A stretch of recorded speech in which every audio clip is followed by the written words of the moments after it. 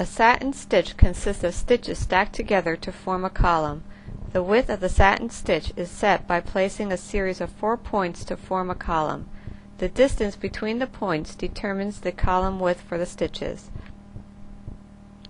Select the satin stitch icon and the straight line tool. Left click the first point and left click the second point, and that determines the width of the satin. Then left click the third point, and then left click the fourth point, and then right click to finish. If you click on View Stitches, you will see the satin stitch. To create an arc line with the satin stitch, it takes 6 points.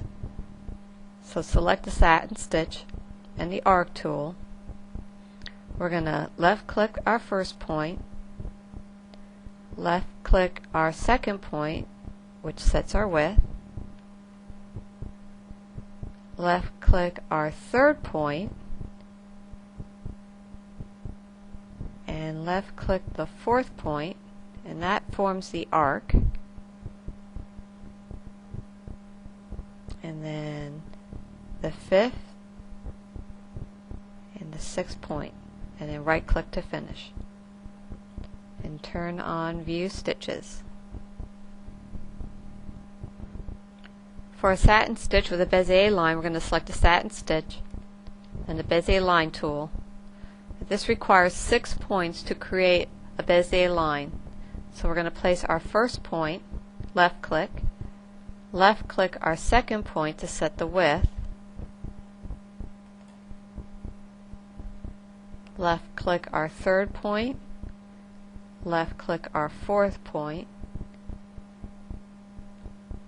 left click our fifth point, and our sixth point. Right click when finished. If you turn the wireframe on, you'll see the anchor handles, which can be adjusted by clicking on the point selector, then clicking on a handle, and then moving it in to make any adjustments. You can also move the points by clicking on the points and moving those over.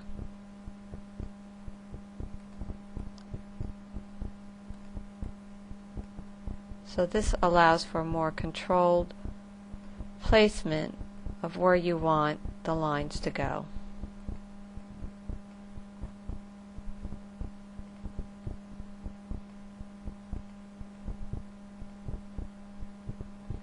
Turn on the View Stitches.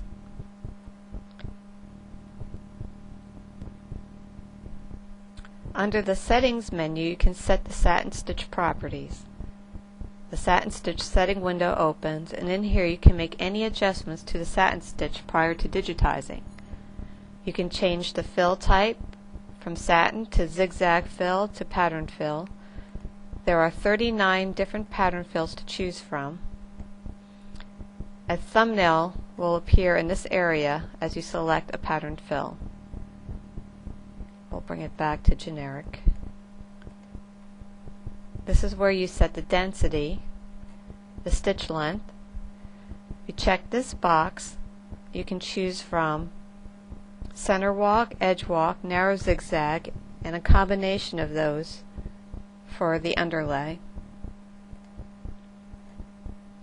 When you check random edges, you can adjust which side you want a zigzag jagged edge to appear on the satin stitch. Without this check, it's just a straight satin stitch. Short stitches works on corners where you want to shorten the stitch length so you don't have bulk in the corner areas. And then you can check pull compensation to adjust for the material that you're embroidering on so that the stitches do not pull in. Another neat feature is auto border. Here you can choose a satin stitch or a running stitch to automatically go around the satin stitch that you created. Once you make all your changes here, you just click OK.